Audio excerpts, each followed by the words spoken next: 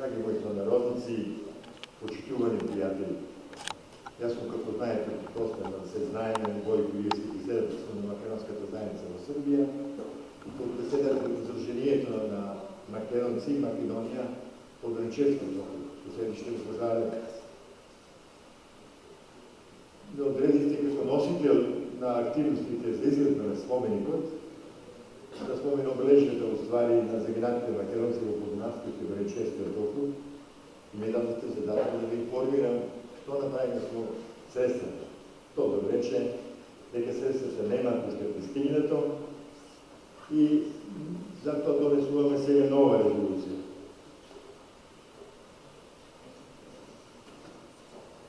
Спомен обележето го правиме за загинатите, че повторам то поново, никога не е на одмет, за загинатите македонци от Првата светска война, от Вториот варварски батальон, кои били 1300 македонци, мобилизирани се по Мостове, Петово, Крива Паланка, Кратово,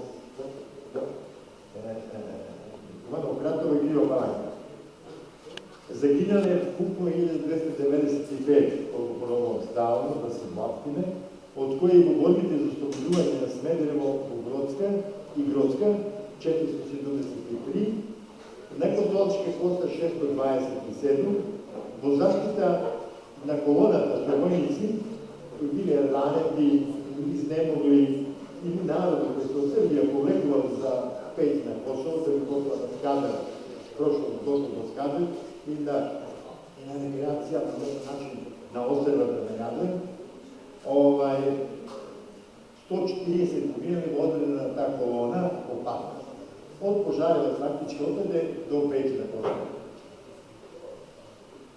Албанија покушале да ја предат 60 дни само кои преостанали уште, меѓутоа 5 дни само ја прежде, останалите погинале на албанските вајни. Спремајќи се за ова книга која га има изгледа да се почувајќи на мир, гледав управо како се убивени Италија и како се свлечени потpuno голи, смрзнати и така умреле. Белата смрт ми взела заpravo живот. Това беше много жалостно да се гледа. Резолюциите, кои донесоме на 9 август 15 година, 16 август, като рекоме, не уродија со това. Во минатата година искочи уште еден проблем, а он се вика одобрење за негова изградба, кој треба да ја даде Министерството за рад, запошлявање, боричко и социјална прашање на Србија. Има големи маки со них прво да дојдам по телефон и да дојдам до некој контекст со заменикот на министерот Вујин, кој го води тоа министерство, да го прашам што треба да направам да би добило одобрење тоа. Се слушнав имам деталитен разговор, на крајот ми рече дека треба да дадам захтев во име на Македонската заедница. Го напишав тој захтев и го пратив на 25 јули 2016 година. Кога бев тука пред 2 години, добив некако веза да се видам со председателот на Република Македонија, неговата екселенција доктор Ѓорги Иванов, кој ме прими во Охрид на 17 август. Имав прекрасен прием, кој траеше 45 минути, сасочна буквално за се. Му реков дека скоро ќе дојде, ми рекол дека скоро ќе дојде српскиот председател, Тома Николич, и дека е ова права шанса, да му кажеме, ако треба ти паритетно да спомениците тие што има, да изгледат на нивни спомени. Меѓутоа, стана збор за тоа, али очигледно не се договорило, чак испадало малку и роговртно вака. Тоа посебно беше приметливо во изјавата на Тома Николич, која е објави вечерни новости, после впечатление од владењето на Македонија, со прилично негативно изразување на тоа, али и понашањето на председателот на градската општина Костолец беше прилично негативно и одбојно према мене, никако не можев да се најдам, да телефонирам и да се договориме, затоа што предстојуваше годишниот помен кој секоја година организираме заеднички. И тогаш секретарката негова само како се знаеме, Гојко, дека он вика добри подносот од одговора зашто би дало одобрење за изградба на споменикот и така натаму. На 24.1.17 година, значи после 6 месеци, ispratih ponovno varanje lično do ministra Zvulja. Zvanično, naravno, preporačeno pismo od povrtnica da ne bi rekli to bilo dobiti kanatamo. Naravno, ništa nema mogli odobljeno. Golemite po pravilu ko imam kontakt, bilo Makedonci, bilo Srbije i tuda. Na 1. juli ove godine, ispratih pismo do predsjedatelja Republike Srbije, gospodin Vučić Aleksandar, pa će vidime što će storime, ali međutim ja nemam nade da će bilo što napraviti, no dobro.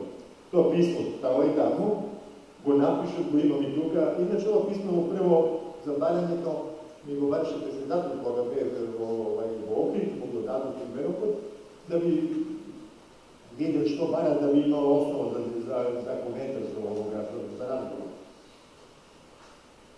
Zato mi treba da nastavljam nije, zato mi treba da reagiram je nije odavde. Nisam se odlukao na mineralno osobanje i preko makedonskite medijumi da go prašam na ministra do Zvulja, podimio je malce prašena tenzija i predsjedatelj Aleksandar Vučić, koji problem ima da dade spomenike za gradite Makedonci. A na nego prišlo, veoma jednostavno. Spomen za gradite Makedonci, vojnici na Kralska Srbija, 14-15 godina. Aplikacija su trojica vojnici i gore Sokol koji leti, zato što imali i ime dobijeno od svojeg komandant Sokol, zbog pobednike koji bi izvojevali tamo kada je Bogdan da ne zamarali.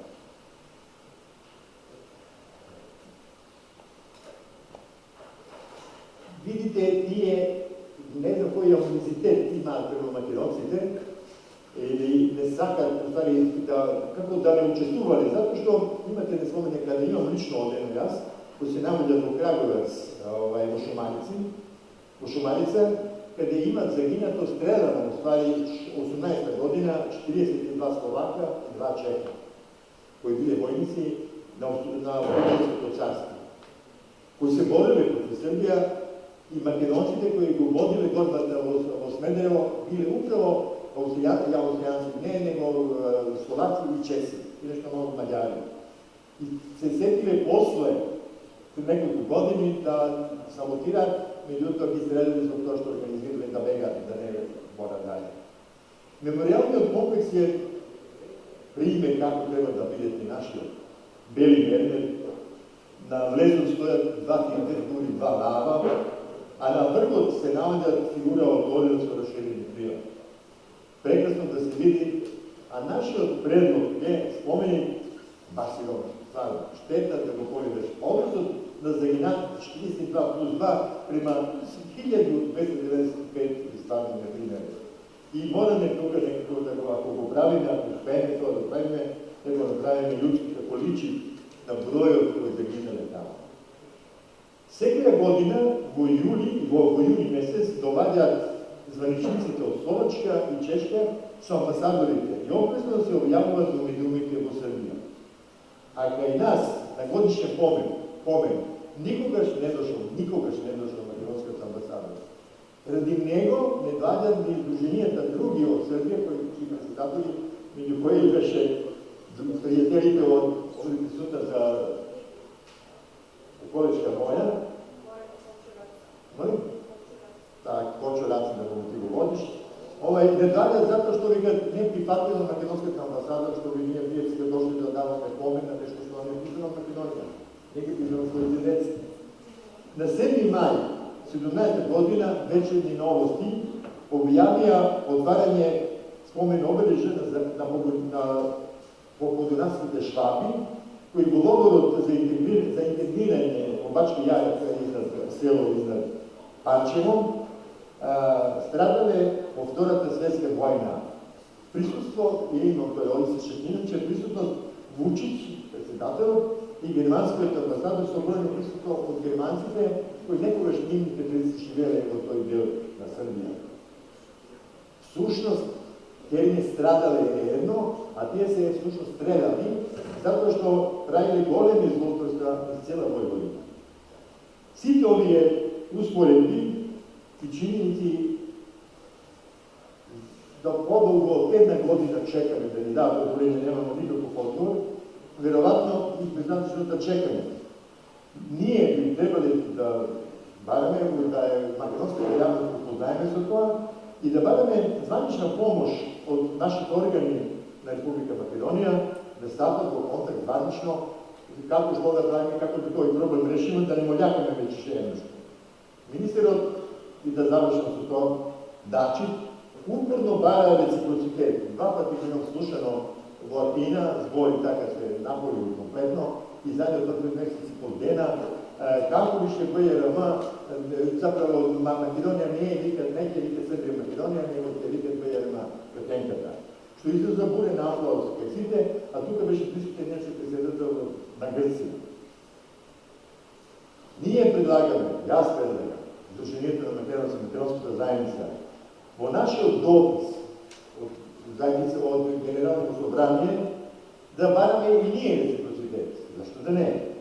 Да го нашиот споменик тие подигнат србите во село Петка Костолец или ќе ги снема, како што ја снема плочата на загинатите бугари. Тоа бараме ние реципроцитет. Вие споменик таму имате и тоа споменикот тие го има на Кајмакчала. Ако не да даете да се следи тоа, ќе се случи нешто недобро, да спомениците ваши, да се наоѓа таму.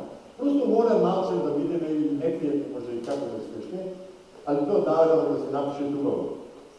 Би сакал, ако да слушнам, дали ние во Врачевскиот округ мислиме добро или не, и дали е тоа пат да се реши, да се направи кој спомени Кајнас во Врачевскиот округ. На загинати 1295, мислам да заслужува пишење до тоа. Да ја гледавте како се слегувани во вамо, тоа е стварно. Кога би ви кажувал, а имам, понова ја мислим дека имам зборено за тоа, како ослободили Смедерево, 850 македончиња, кои скакале во робовите каде биле 6000 војници. Војниот извршувач Владислав Петковиќ Дис, војноизвештач бил, песникот иначе покасно, цитирам во книгата во тоа, скакале како разјарени тигричи, во робовите кои да ги девојките чекат со рачуне негација. А тие млади 20 години, 21, никој не натувале.